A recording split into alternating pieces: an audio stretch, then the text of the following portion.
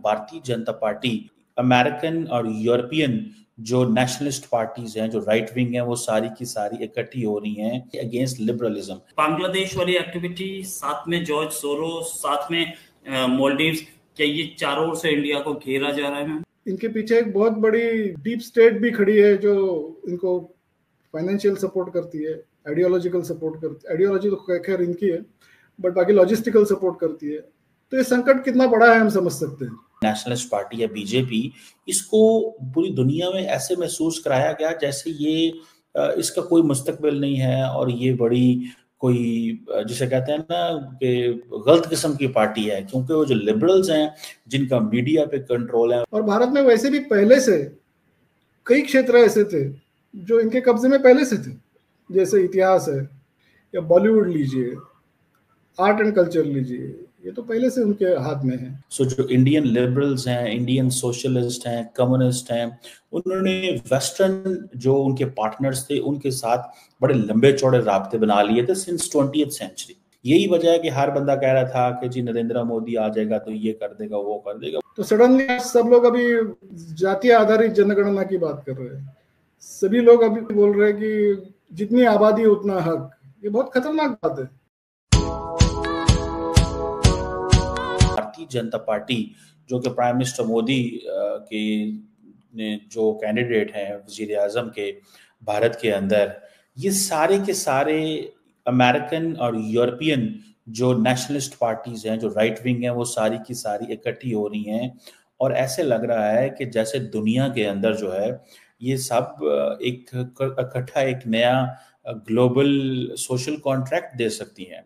अब हुआ ये है कि जुलाई के महीने में बीजेपी जो है वो एक अमेरिकन जिसे वो कहते हैं ना जिसे वो नेशनल कंजर्वेटिविज्म कॉन्फ्रेंस में उन्होंने शिरकत की। बीजेपी ने नेशनल कंजर्वेटिज्म कॉन्फ्रेंस में शिरकत की वॉशिंगटन में, जो कि बेसिकली एक नेदरलैंड बेस्ड एक फाउंडेशन है जिसे बोलते हैं एडमंड बर्ग फाउंडेशन। उसने बेसिकली इस कॉन्फ्रेंस को सपोर्ट किया और ये जो समझें कि ये जो कॉन्फ्रेंस थी इसमें इंडियन, अमेरिकन एंड यूरोपियन जो नेशनलिस्ट पार्टीज थी वो इकट्ठी हुई ताकि जो ग्लोबल फ्रंट जो है वो बनाया जा सके अगेंस्ट लिबरलिज्म।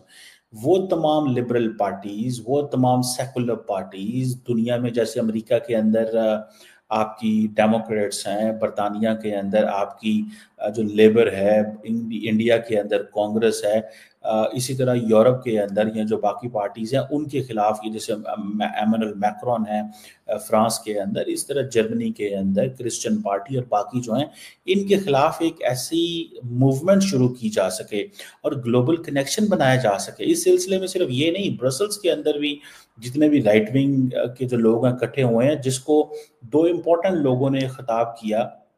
एक ऐसी कॉन्फ्रेंस हुई जिसमें हंगरी के वजीर आजम विक्टर ऑर्बन और नाइजल फराज, जो कि बेसिकली आर्किटेक्ट हैं ब्रेक्सिट के, जिनकी वजह से आज बरतानिया और यूरोप जो है उनके दरमियान एक बड़ी अलहदगी हुई है। नहीं हो, अब भारत से जो है राम माधव, जो कि बीजेपी के एक इंटेलेक्चुअल समझे जाते हैं, उन्होंने वॉशिंगटन कॉन्फ्रेंस में बोले और उसके साथ साथ दास गुप्ता साहब भी वहां पे गए हुए थे और वहां पे उन्होंने कहा कि हमें कोऑपरेशन बिल्ड करना है, कंसल्टेशन करनी है कि जो दुनिया की जो राइट विंग मूवमेंट्स हैं उसको इंडिया के साथ कैसे जोड़ना है। माजी में क्या हुआ कि जो भारत की जो राइट विंग ये जो पार्टी है, नेशनलिस्ट पार्टी है बीजेपी, इसको पूरी दुनिया में ऐसे महसूस कराया गया जैसे ये इसका कोई मुस्तकबिल नहीं है और ये बड़ी कोई जिसे कहते हैं ना कि गलत किस्म की पार्टी है, क्योंकि वो जो लिबरल्स हैं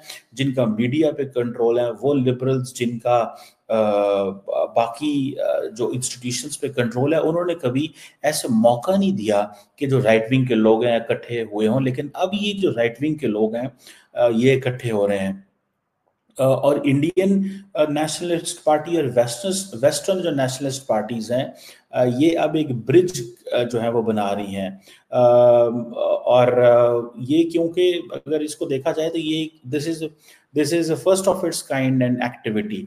जो हमारे सामने आ रही है। इससे पहले अगर आपको याद हो कि जब बीजेपी के बारे में कांग्रेस या पूरी दुनिया में ये तासुर था कि वो एक राइट विंग अप्रोच के मालिक हैं, तो बीजेपी ने क्या किया कि पूरी दुनिया से पॉलिटिकल पार्टीज को इनवाइट किया इंडिया में, और उनको बीजेपी का जो हेडक्वार्टर्स है या जो बीजेपी की जो फिलॉसफी है उसके बारे में बताना शुरू किया, ताकि ये जो डिस्कनेक्ट है वो ख़त्म किया जा सके।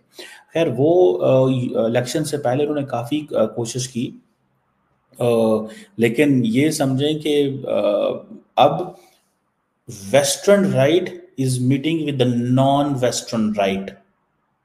ये थोड़ी सी वो बहस हो जाएगी, जैसे कहते हैं ना, लेकिन ये तासुर समझना ज़रूरी है, ये डिस्कशन को समझना ज़रूरी है कि India is getting internationalize with the right wing forces.